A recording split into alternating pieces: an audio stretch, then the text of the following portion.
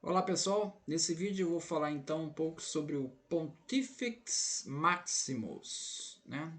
Tentando contextualizar o cenário aí da época do cristianismo ali na região da Palestina, né?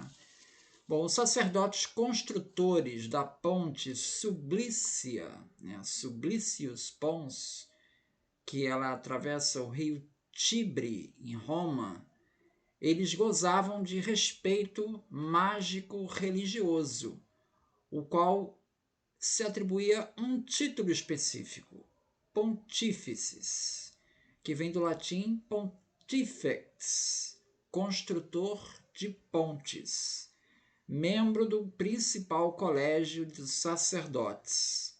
No passado, a arquitetura constituía uma manifestação do culto aos antepassados, seja na construção de templos, túmulos ou pontes.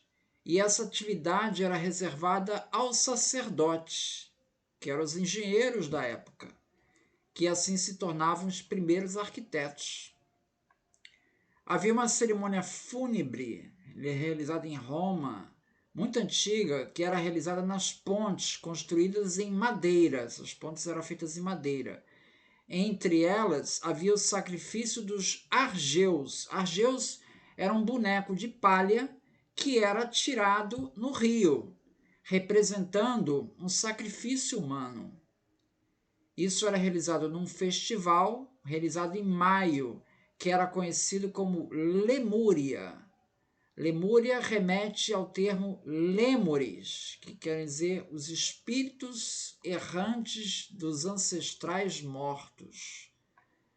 E essa cerimônia toda era celebrada pelo Pater Familias e é descrita por Ovídio em Fastos.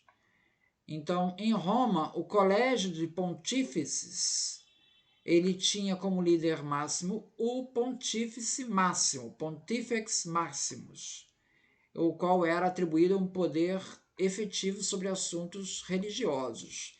Próximo ao Fórum de Roma ficava a Régia, que servia como santuário sagrado e residência oficial do Pontifex Maximus, que era o sumo sacerdote de Roma. No fórum se encontrava a figueira sagrada, uma árvore sagrada de Rômulo, a figueira sagrada de Rômulo, que é onde Rômulo teria fundado a cidade. Essa figueira era adorada até os últimos dias do Império. A figueira vive séculos, né? O Pontifex Maximus era o único depositário da interpretação do direito antes da instituição dos decênviros, em 452 a.C.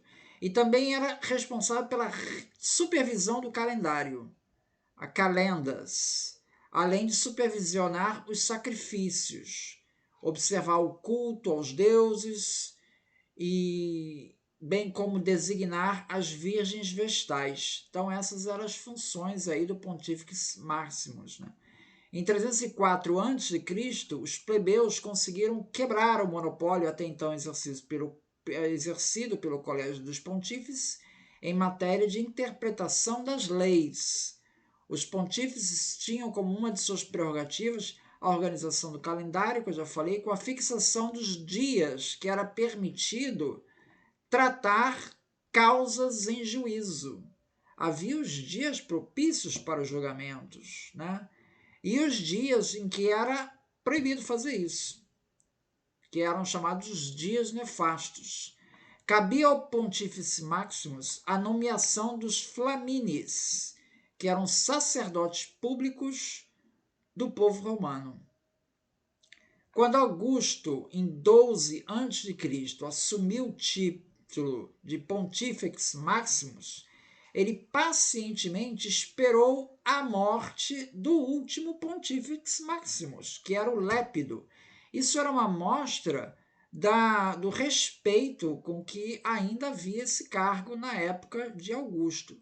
O primeiro imperador romano a abandonar esse título foi o católico Graciano, que governou em 367. Então ficou aí de 12 a.C. até 367, os imperadores romanos assumindo esse título. Tá? A questão do calendário, né, a dificuldade de se estabelecer um calendário é um reflexo da certa inércia científica de Roma.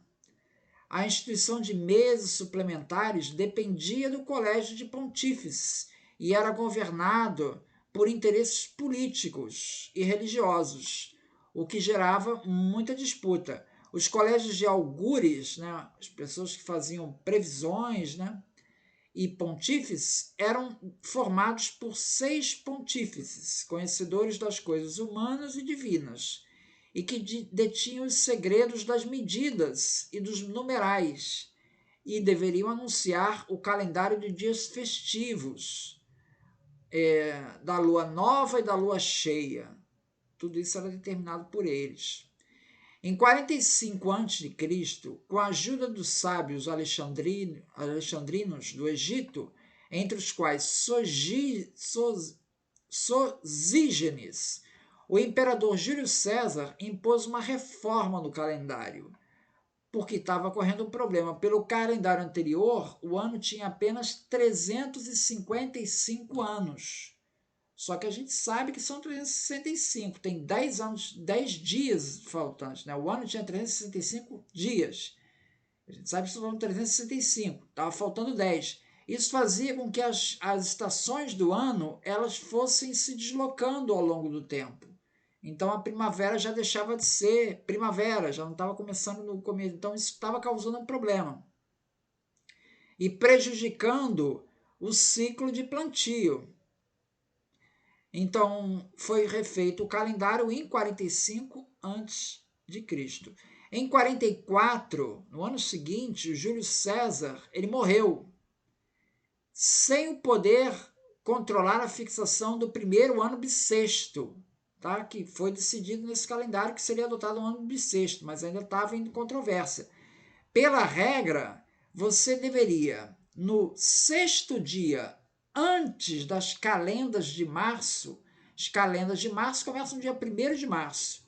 Então, no sexto dia antes das calendas, aí no dia 24 de fevereiro, cada mês tinha lá seus 30 dias, né?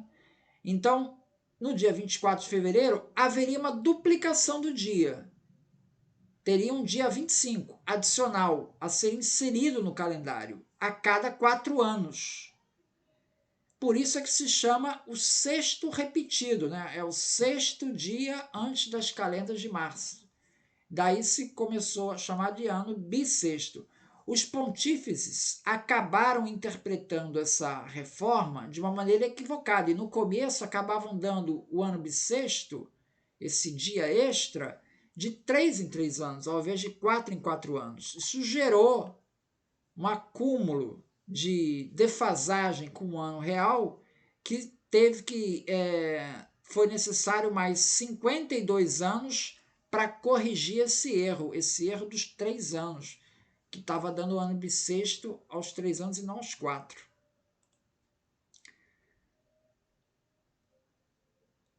Na reforma de Júlio César, uma outra mudança que deu, foi o calendário juliano, foi a questão do primeiro dia do ano, que não seria mais o primeiro dia do solstício de inverno, que é o dia 25 de dezembro, mas passaria a ser a primeira lua nova após esse dia, que é o 1º de janeiro. Então, esse seria o 1º de janeiro, seria o primeiro dia do ano.